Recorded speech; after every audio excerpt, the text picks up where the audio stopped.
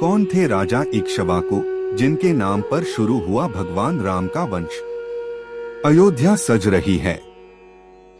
राम मंदिर में आखिरी चरण के कामों को पूरा किया जा रहा है। ये नगरी राम की नगरी कहलाती है। क्या आपको मालूम है कि राम जिस इक्ष्वाकु वंश के ताल्लुक रखते थे, उस वंश की शुरुआत किसने की थी?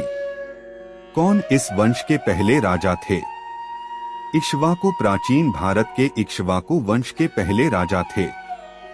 इक्ष्वाकु शब्द इक्षु से व्युत्पन्न है, जिसका अर्थ ईख होता है। माना जाता है कि ईख पैदा करने वाली धरती पर इस वंश की शुरुआत हुई, लिहाजा इसे इक्ष्वाकु कहा जाने लगा। मनु की 10 संतानों में एक। पौराणिक ग्रंथों के अनुसार इक्ष्वाकु मनु के पुत्र थे।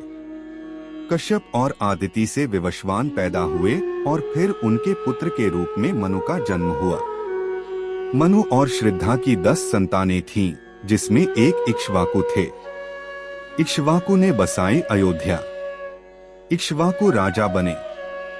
उन्हें महात्मा और तपस्वी महाराज कहा गया। इक्ष्वाकु के बाद उनके राजवंश के सम्राटों को सूर्यवंशी भी कहा गया। इक्ष्वाकु कोसल राज्य के महाराजा थे। इस राज्य की राजधानी अयोध्या थी। उनके 100 पुत्र बताए जाते हैं। इक्ष्वाकु के एक दूसरे पुत्र निमि ने मिथिला राजकुल स्थापित किया। किन ग्रंथों में आता है उनका नाम? प्राचीन ग्रंथ महाभारत के भीष्म पर्व के 9वें अध्याय में महाराज इक्ष्वाकु का नाम आता है। ऋग्वेद में भी उनका नाम आया है।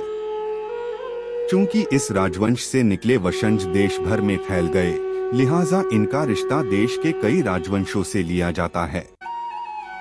दक्षिण भारत का आंध्र इक्ष्वाकु राजवंश 300 से 400 ई भी अपने राजवंश को महाराजा इक्ष्वाकु से संयोजित करता था। ये रघुवंश भी कहलाता है। इक्ष्वाकु वंश को रघुवंश भी कहा जाता है, जिसके वंशज रघुवंशी हैं, जो मध्य प्रदेश, उत्तर प्रदेश और राजस्थान में मुख्य तौर पर पाए जाते हैं। इक्ष्वाकु वंश के राजा पृथु, मांधाता, दिलीप, सगर, भगीरथ, रघु, हरिश्चंद्र जैसे प्रतापी लोग हुए।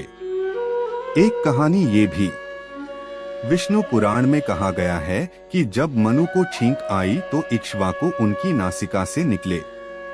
उनके 100 पुत्र थे, जिनमें से 3 सबसे प्रतिष्ठित थे, विकुक्षी, निमि और दंड। उनके 50 बेटे उत्तरी देशों के राजा थे, जबकि उनमें 48 दक्षिण के राजकुमार थे। राम 81वें वंशज। दशरथ उनके 80वीं पीढ़ी में पैदा हुए थे, तो राम 81वें वंशज थे।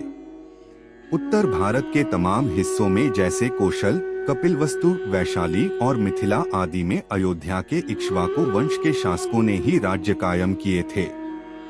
जहां तक मनु द्वारा स्थापित अयोध्या का प्रश्न है, हमें वाल्मीकि कृत रामायण के बालकांड में उल्लेख मिलता है कि वह 12 योजन लंबी और 3 योजन चौड़ी थी।